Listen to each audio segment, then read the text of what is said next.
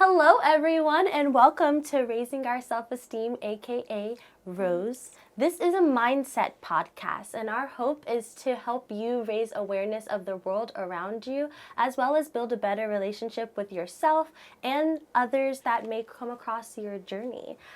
I am one of your hosts, Chantel. And I am Esther. And we're going to get into a little bit about who we are and the episode. So, Esther, why don't you tell me a little bit about yourself? Of course. Well, I'm a VC investor and been in the markets for a while, finance-wise. I'm a founder mentor. I advise a couple companies, and I'm on a nonprofit helping them out as well. So kind of very business-oriented. Such an inspiration.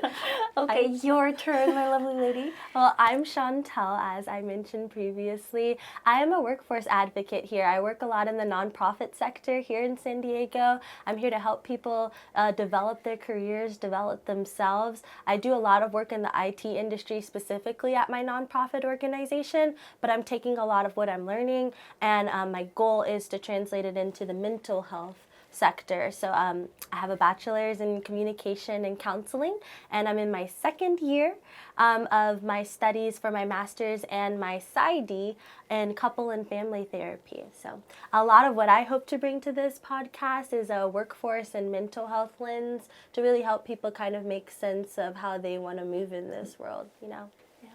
And our podcast pretty much started because we were in coffee shops having very philosophical and very smart conversations. And we're like, man, we should record this. And so here we are. Yeah, we did what everyone does and said, Yes. we should start a podcast. Yeah, and here is our podcast. So I hope you enjoy. I'm so excited. Well, Esther, what are we talking about today? Okay, the first bit on the agenda. We're talking about the building relationships and how we can do that intentionally and sometimes not intentionally. Oh, yes, I'm definitely guilty of the non-intentional Lord. element of it. Something that we decided that would be of a benefit to you guys as viewers are discussion questions. So a lot of how our podcasts are going to be structured is just going to be asking questions, pondering on them, but we're also going to leave them for you guys in the bio to have as reflection points. If you want to journal about it, feel free to do so. So let's get into it. First question that we have on the docket is, have you identified the longevity of the connection that you desire? What do we think about that as just a question to ask yourself? First thing that comes to mind is there's a lot of different areas of our lives.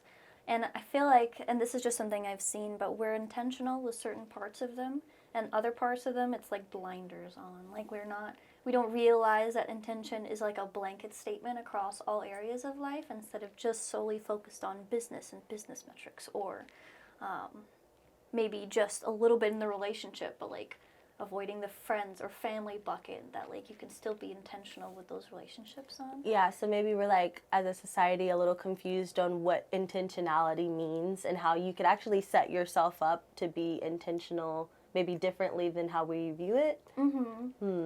I like that. I agree. I think initially when I thought about, I'm going to be intentional about things, I think it was more so just like, I just want to have an idea of what I know I'm doing. Yeah.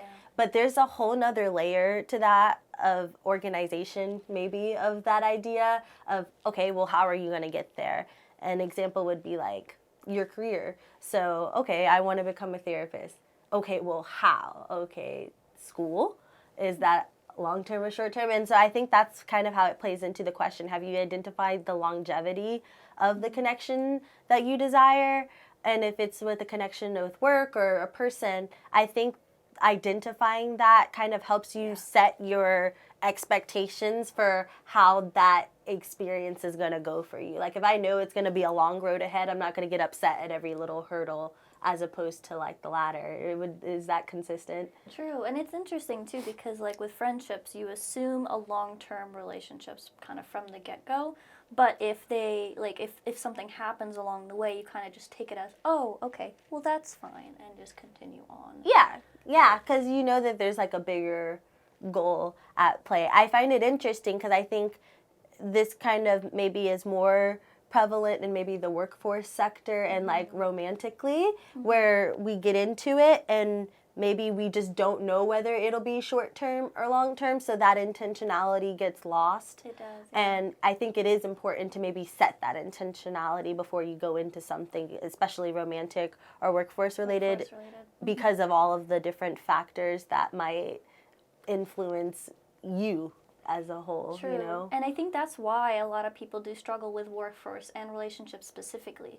Like friends and family, you generally take a very long-term view of the people you're in touch with. You're like, I'm going to have these people with me. I'm going to treat them a certain kind of way. You know, I'm going to adore them. And if they do something wrong, mistakes happen.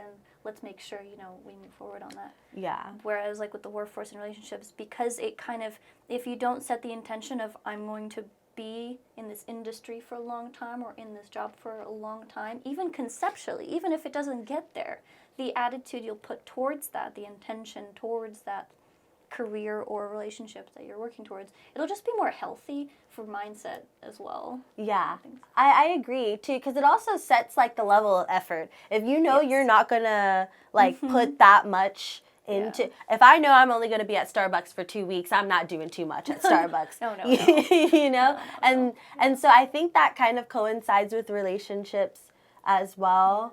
Like if you don't know and you're like, oh, like I'm kind of open to either, I think, and I'm only speaking from like the lens of like a heterosexual single woman here in San Diego, right?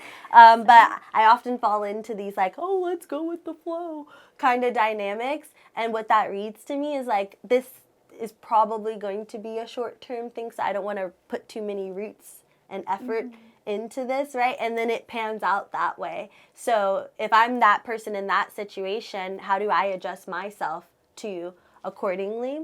You know, what do you think? Communication is number one. Like, and that's the funny thing, and I love about like the dating apps now where they have life partner and long term as like the I think that's a bunch of bull crap. Oh, I know. But like the concept of it is that this is my intention. Whether or not it gets there, we will discover. Yeah. Right? And then you can see the other person's effort as well. Yeah. Like if they're putting in their all, you can see it. I feel like that's a catch-22, and maybe that's where these questions like to ask yourself are important, because, and I'm victim of this, for if we're using the dating apps as an example, I've put long-term relationship as like my intention, and then you do it in practice and you're like, you know, and I think it leads into that second like bullet point that we have here is, are you picking connections that match your long-term or short-term goals? And I think that's where that misalignment is what creates a little bit of disconnect for work, for relationships, if we're talking about those two things in particular. It's so funny because in management, one of the things you need to do is connect the person's calling, the person's purpose to the purpose of the company.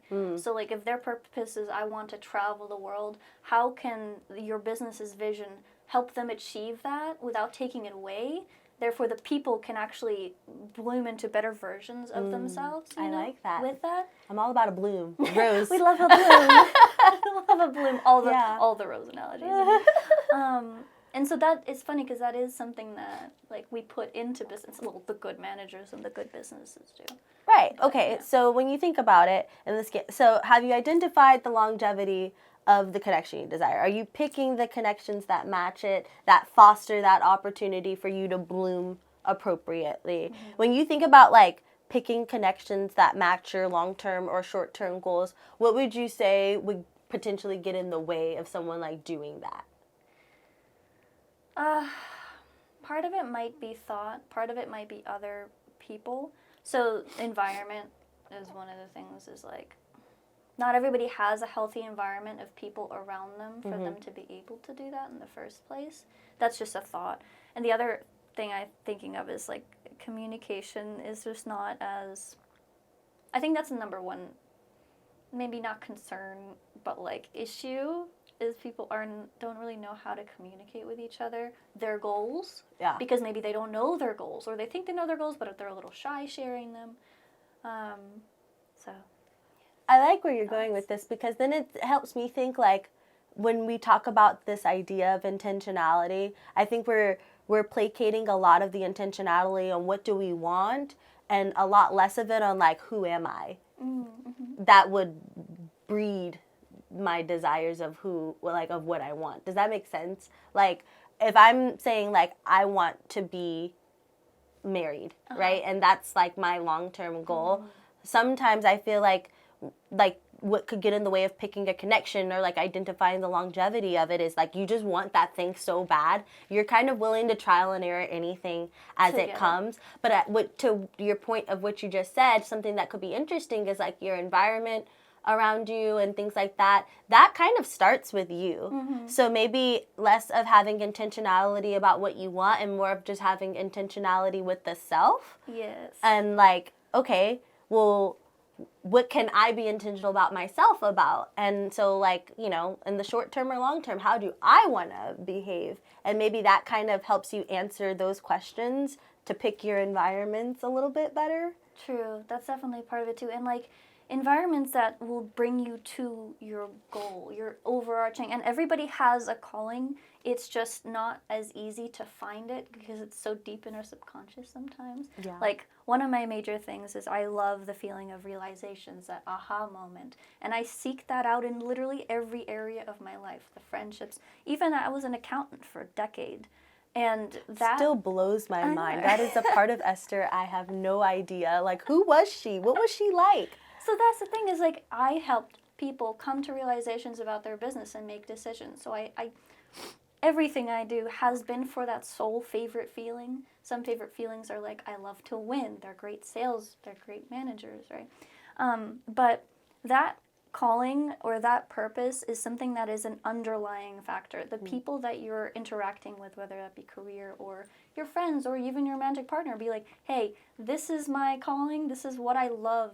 If you don't like this, here I am. Like, this is something about me that won't change and I won't lose this bit because it's important for me to keep growing that. Yeah, I like that idea. I think that's like a great goal to aspire to. I think to your point earlier of like your environment, your thoughts, if I'm like throwing a mental health lens over it, I think that like environment that you grew up in or that you are taking yourself out of in spite of what you grew up in has a lot to do with your I'm going to say the term agency, but agency means like your ability to feel like you can do that. And I say this as somebody who historically it's just not a good person to set boundaries. Like I am so nice, I'm so kind, right? And I was one of those people where maybe I was intentional about setting goals, but it took me a really long time to get to a point of like, okay, well, you do not fit what I want to do, so I'm going to bump you to the side, right? And I think that has a lot to do with my thoughts, right? And where do my thoughts kind of come from? My environment as a child growing up. And in that environment, you know, I was definitely that kid that was just like, let me just not be a problem. And you think about like how much that influence unconsciously follows you into your adulthood if you don't address that and work on it.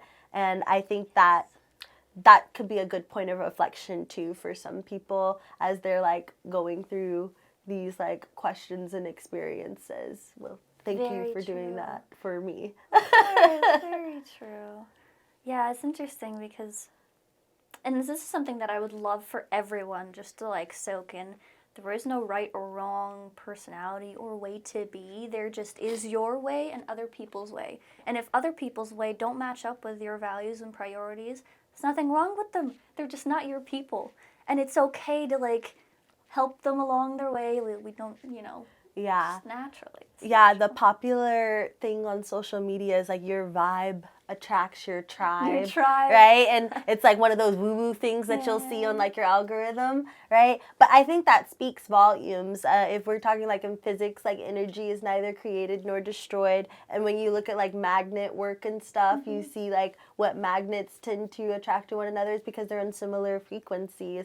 And so if we take it into the concept of us as people, like we will attract the very things that we are in many respects. And so like along this thread of like what is the state of our relationships and how can we come up with questions to be more intentional about it. I love like this idea of, okay, be intentional about what you want, but also be intentional about who you are and how that is positioning you for what you want.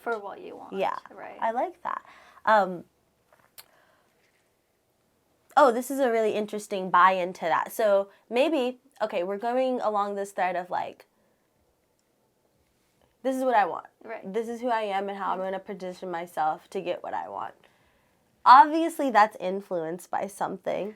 Yep. So then the next question is, what is your relationship with attention? And I bring this up because this is kind of what's bringing in the social media element, right? And with this integration of technology, what we want has changed a lot because of what we're being exposed to with media, right? And then how are we positioning ourselves in relation to those things, I think does greatly affect how someone might feel like a little powerless over this kind of decision making. True. So attention is an interesting thing for sure. I feel like it's a form of currency, and unfortunately, currency can be used in short-term or long-term ways.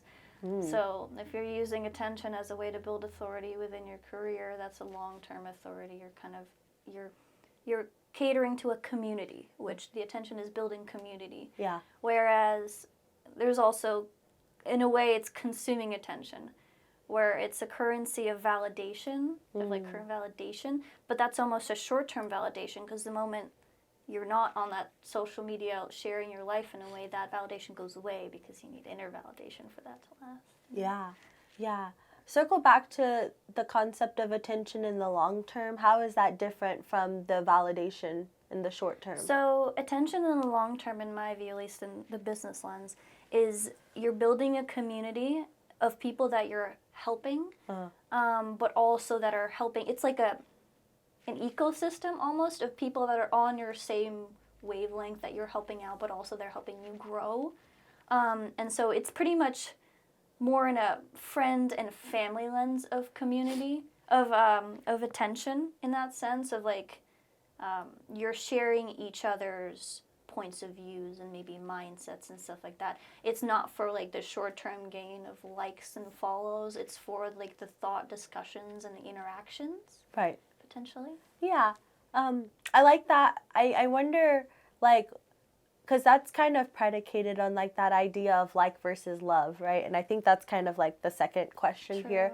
And like, what is your relationship with attention? I feel like a lot of people feel like that business attention that is going to foster that ecosystem of like that long-term longevity for something.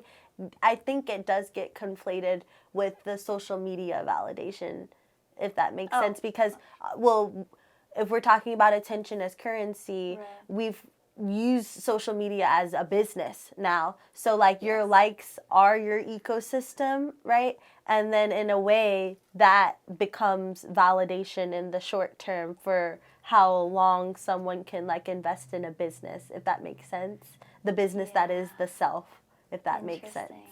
Yeah, it really depends on the mindset you take on it. But yeah, you're absolutely right. It's like, for most people that have gotten, communities on LinkedIn, for example, you're posting stuff with very little likes, but people are still reading. And it's not for them to like or comment. It's for them to read through. And eventually they'll message and be like, hey, the thing you wrote really did make a difference. And a lot of times it's not shown on the comments or likes. So maybe that's just like my lens. No, I you're onto something here, because like, and stay with me here, because that's important, right? Like you get on social media and you're like, let's use the lens of I want to start a business or I want to become an influencer. Everybody wants to be a TikToker. You say, I don't have TikTok. Me neither. Don't ask me to get it. We're gonna pay someone else to use it for this platform. And like when you think about like the amount of effort to put into it, there is a level of acceptance that for a while you probably are going to exactly your point, not going to get anything. That doesn't mean that people aren't going to see it. That doesn't mean that I think LinkedIn calls it an impression. Like you have X amount of impressions, right? That doesn't mean that nobody saw it or cared. It just meant that maybe the engagement wasn't to the level of I'm going to like it, right? But maybe someone did see it. And I think that if we're talking about social media as currency and attention in the same vein, a lot of people are using that validation as a metric, as to whether or not they should continue something in the short term or long term. Very true. And this plays a role in relationships too, right? Yep. Like you get into a relationship and you're like, I'm going to soft launch this person. I'm going to soft launch this person. I'm going to hard launch this person. Yeah. And, or even like, it's just out of social media in the space of your friends. I'm going to talk about this person and I'm going to try to see if I get the validation from my friends that this is a person I should continue with long term. Right? Yeah. And then when you don't get that attention or validation, that's kind of that metric where you're like, maybe I shouldn't do this. Questioning. Yeah, the questioning comes into play. So that's why I think the what's your relationship with attention is an important question to ask yourself. Yes. Because like what is the attention for? Like what do you want the attention for? Because if it is for validation, then you're right. In any vein of what we're talking about attention for, it's going to be short term. Yep. It's going to be a quick dopamine hit, which our society is obsessed with right Loves now. it. And ultimately, it's not going to fulfill you. Right. But yes. It's cool, the idea of like how businesses use that ecosystem of attention over time, and it builds to kind of build their business in a sense. And I can get on my soapbox all day long about how we as people have become products and businesses, yes. right? Capitals. We'll save that soapbox for another episode. Yeah. But that has been due to how technology has had the advancement of technology. That has been what we as people have become, and we're using attention in many respects to kind of validate our decision making too and affect our intentionality. So I think that's a really interesting like dance that kind of goes on, and it's an unconscious way that how we're like being influenced too. And it's also, so back on the question that you mentioned that we didn't answer, the difference between like and love. That's our next one. So yes. Go. So I think, and maybe that's a distinction, in order, and that's why this happens, in order to do business, like in general, to start it, there's a passion there. You need it in order to survive in business. You need to be so fully invested in whatever you're doing that short term is just not going to cut it. So a lot of the posts are for that long-term growth, with the understanding that the short term is just time. It takes time to build big things. And that time is, it's going a direction. So you don't like posting all the time, I'm sure, but you love where you're going, like you love it, even though you hate it sometimes, right? I love that. I love that. Same thing goes in terms of relationships. So I'll give you a personal lived example. I've noticed that because I'm someone that wants to be a wife and a girlfriend one day, I go into every relationship with this idea that I could love this person. And what I've noticed in return, or at least with some more recent relationships, is that we'll embark on the relationship. Obviously, it's low stakes. I'm a very easygoing girl, so I'm not like, I hope you're a husband right away, But at the same time, what happens over time, especially that 3-month mark, so important. Do you like someone or do you love someone? That's where that question becomes very real, because that's where the effort changes. That's where, do I want to continue to fight with this person and persist, or am I willing to call it quits? And in my experience, it's come to that point where I'm willing to fight with that person and continue because of the potential that I could love you one day, and how it sometimes is received or not reciprocated is, well, I just really like you. I wasn't really down to do all of that, And so that has been my experience with certain relationships to date, and it has helped me identify how moving forward with the difference and potential of my relationships can be when I date someone who's also going into it with, I could fall in love with this person, instead of this person's cool and I just really like them. Which is very much a long-term versus short-term. And I feel like the people that do that are ones that don't have their life in order. They don't know what they want to do, or they don't know where they're going in like a long lifetime view, because then they're not even experienced at thinking long-term to begin with. Yeah, it starts with the self too, and it makes perfect sense. I feel like we tend to villainize people in relationships for like not having their ish together, right? We're like, well, I can't commit to this. Right. And you're like, well, why can't you? We can figure it out together. Do you really want to figure out a relationship with someone who doesn't have all of that together? I've tried, so I'm saying this as someone who has done it for you. Don't do it. It's one of those things where it's like, get yourself together. Meet someone who has gotten themselves together. And obviously that's not going to be a perfect picture. At the end of the day, we are always a continuous work in progress.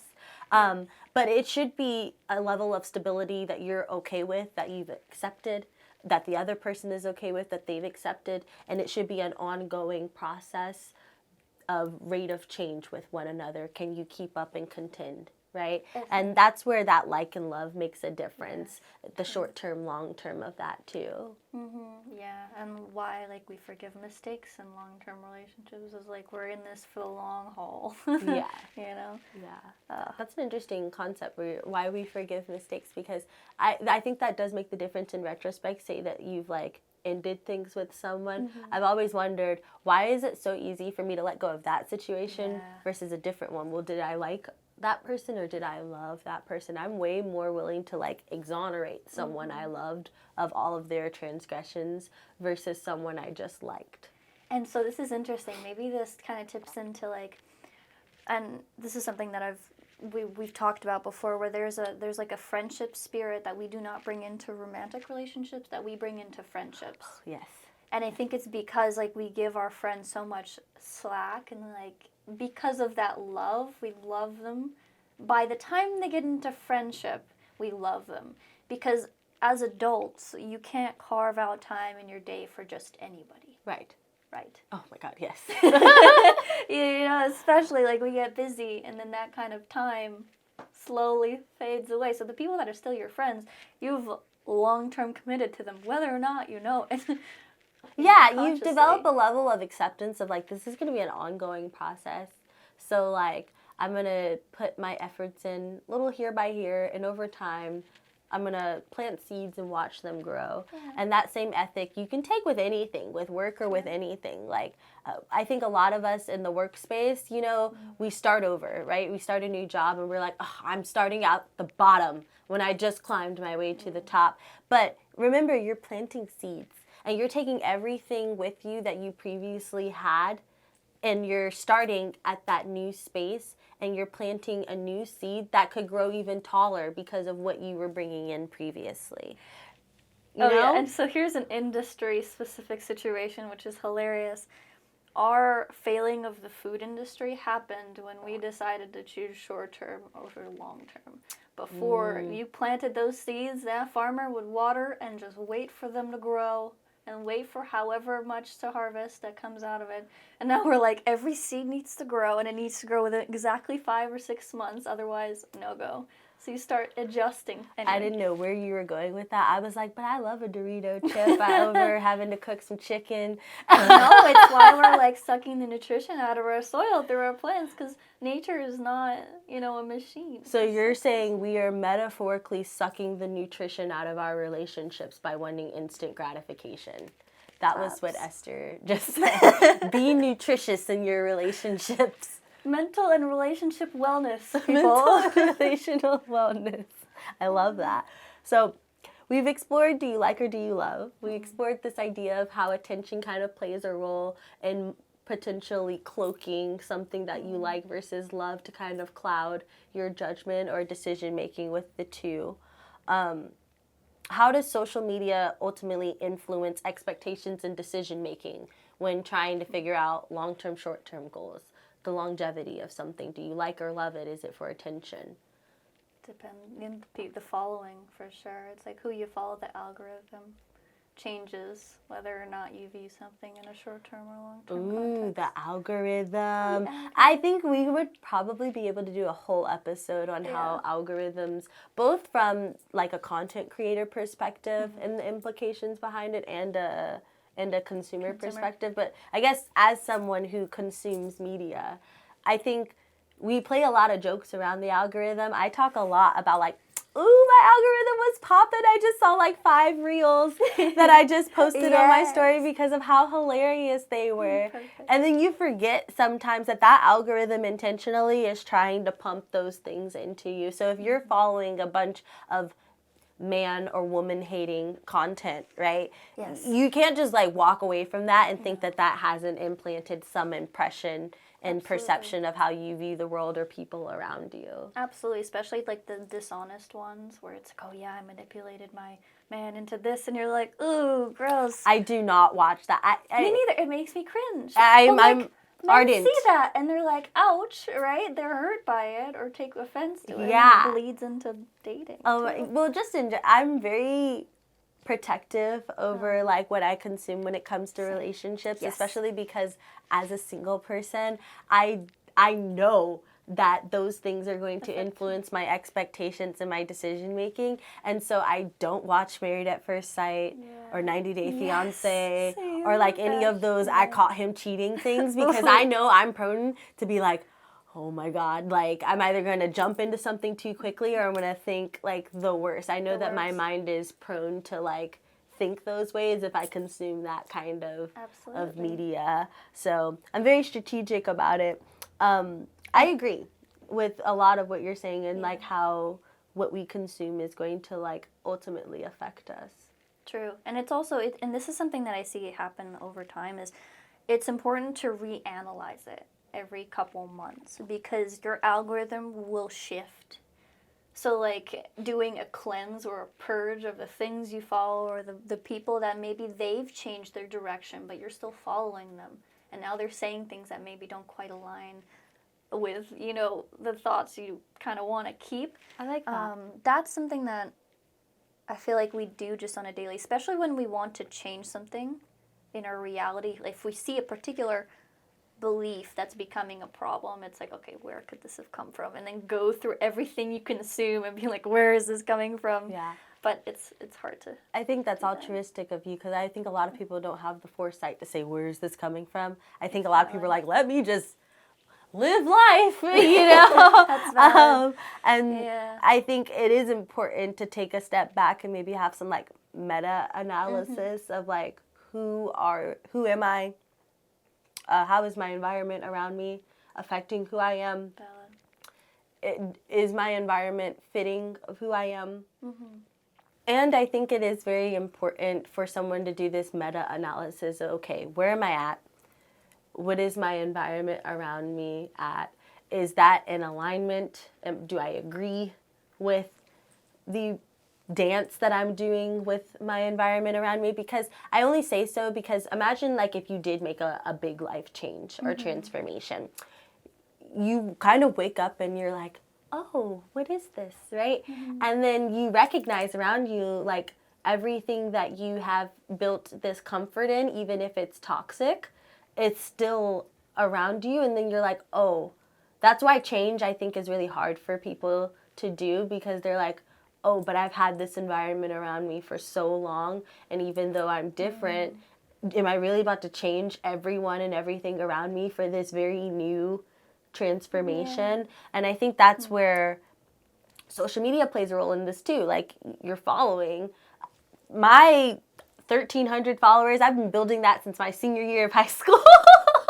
So it was really difficult when I was following people on social media, and I changed to like recognize like, oh, I should probably change who I follow as well. And I think that's ultimately what I ended up doing, and what was a helpful thing, because it changed my algorithm. It helped me a lot. But when you're in the thick of it, I think you do tend to question, like, is this change worth keeping if it means I have to sacrifice my environment around me? Or is my environment worth sacrificing in order for me to keep this change? And that's like the question to ultimately ask, to kind of create alignment with everything else we've been talking about. That's true. So it's so funny because the reason why I can't unsee the meta-analysis is because in business, every single month you look at your key performance indicators. And if something isn't right, you get rid of it, or you change it, or you pivot it. And so the way that I think is like, oh, you just change it. You just go in and you filter it, but not everybody has, I find it interesting because I like that Yeah. way of being, you have this oneness between how business functions and how you as a person very similarly function. Yes. Therefore, you're going to act accordingly in Right. accordance with the business mindset. I think that the greater society creates this separation, like separation of church and state, a separation of self and business, because we're like, no, we're like this self. And we forget that, like, well, number one, if I'm getting on my soapbox, we have turned ourselves as humans into products. So we are metaphorically businesses. When you submit a resume, I tell my job seekers this all the time. Your resume and what you're putting on there is not just for the employer to tell us your background. You are marketing yourself. You are a business, and you're telling this business to take a chance on you and invest their money into you when you're writing your resume. So it's one of these things where we detach ourselves from a lot of business practices. Yes. But the businesses are just collaborative humans working together. And those business practices are how do you get a complex system to work and process according to a goal, right, essentially, or according to a mission. Very systemic. Very systemic, which is how, the funny thing is the reason why as humans maybe we don't use it other than maybe not being in businesses, it almost feels like it's lacking feeling or intuition, even though, and this is kind of, anyway, this is the funny part of things. It's the mind and the heart have to agree to make a change. It cannot be one or the other. But you have to track things in order for you to see that a change needs making and then change it. So, like, I have trackers, and this is, I'm a biohacker and a mind hacker for sure, like, all the way through and through. I have trackers of how many times have I exercised this month. And every day has a box or a check mark. And if it misses for a week or two, say I'm traveling, and I start feeling kind of gross, okay, well then maybe it's because you stopped exercising. So I go back to my trackers and be like, okay, that's tomorrow. I need to bring that back up again. Yeah. But, so that's a tool or a tip for you guys if you do want to start meta-analyzing your experience, is make a list of things that you do that make you feel better, and then track them over the month, right? Like put a 1 through 31 at the top and list the things you like to do. And then track it. And if you feel like something's off, go back to that list and see whether you're missing like a really key important aspect of your life, like a business would be missing it. I like that. I think a lot of people unintentionally track. They have like these internal trackers, right? I'm going to use a much less wholesome example, like my drinking habits. For example, I don't feel good when I'm like drinking a bunch, and like over time, you know, you're talking to a girl who like worked in restaurants like 6 days a week. So, 6 days a week. So I was drinking 6-7 days a week to now where I am, it's about 3 days a week, right? It's significantly reduced. And whenever I drink more than that criteria internally, I'm like, oh, well, now I need to get back on this. I think a lot of people internally have that. Yes. And it's your intentionality to the point where you've put it into action of, I'm going to write this down or document this somewhere, that makes the difference, I think. Valid. Interesting. Yeah, I like that. Any other tips to use to help people positively influence themselves and kind of create that alignment when it comes to creating connections between social media or like internal or actual tracking of habits? Let me think on that. Do you have any that you're thinking of right now? Well, we already kind of went over the one, which is change your social media algorithm if it's not fitting of the type of mindset you want to maintain. So, you know, don't follow the he be cheating page if you are in a relationship and you no longer want to be prone to thinking that your partner is going to cheat on you. In fact, maybe do the opposite and start following marriage couple. Ooh, that's a big Instagrams one. instead. Yeah, that's been helpful. Change your algorithm. Some people have the discipline enough to do a complete social media detox and like take themselves off of it. I am not one of those people, so the changing of the algorithm was a gradual, less cold turkey approach that I liked. You mentioned this earlier, evaluate everything and take away what doesn't serve you in your environment. I think that's a good one. That's valid. Yeah, that's an interesting one because I go immediately to nutrition for me personally. Like a lot of the times, feeling bad internally, like you mentioned, you like exceed a certain amount of drinks and then it starts to get bad. Is like food for me, but I love the parallels that you're making between like health nutrition and like the self and like what your body consumes. It's incredible. Because there's a lot of yeah. parallels there. I think when it comes to nutrition, I'm here for a good time, not a long time. So I'm going to eat what I'm going to eat, and I'm going to enjoy myself while I'm here. I think a lot of people with their lives take that same approach, you know? And this is kind of what has led to that lack of intentionality and like, what am I doing with their life? And then what does it lead to? Poor relational health, poor workforce health. So I like that parallel and distinction. That's really interesting. That is true though, and like the gut and brain are the same. Like 60 to 80% of like your mood is dependent on your gut and what it's processing as well. And the reason why the reason why I know all this is my gut is very sensitive. Ooh. And so I can tell immediately if I've had gluten within 24 hours. The next morning I will be slow, my head won't work as well, and I can't have that.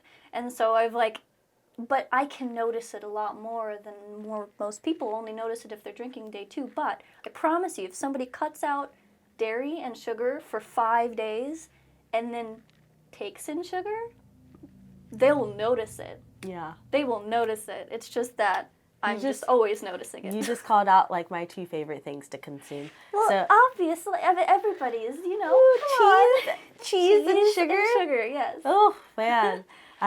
No, but you're right. Definitely, I've noticed, like, nutritionally speaking, I'm a Southern girl, so like I've changed my diet significantly from how I ate growing up to now. I would make the argument I've done the same thing with my personal lived experience, and I have a healthier social and relational nutrition about myself, and it's the dance of all of it. It's also just kind of having that internal, I gotta do this for me and for my ultimate health, that I think a lot of people need to get to that place. You're also extremely healthy in general. I think you treat your nutrition perfect. Yeah, we got. Yes. Yeah. She's ripped. It's true. Yeah. Yeah. Awesome. Well, we've covered a lot of ground today. This is our first episode, guys. I'm so thankful for this journey, this experience, the team that we've created out of all of this. And if there's anything else that you can take away from this first episode, it's this idea that we really want you to take a step back and take in what this world around you unconsciously is feeding you. If we're using this nutrition metaphor, take in what the world around you is feeding you, and decide for yourself how you want to position yourself to be relationally and socially nutritious and well. And hopefully we've given you a couple of points of thought today, some things to consider, some funny moments, and we hope to see you next time.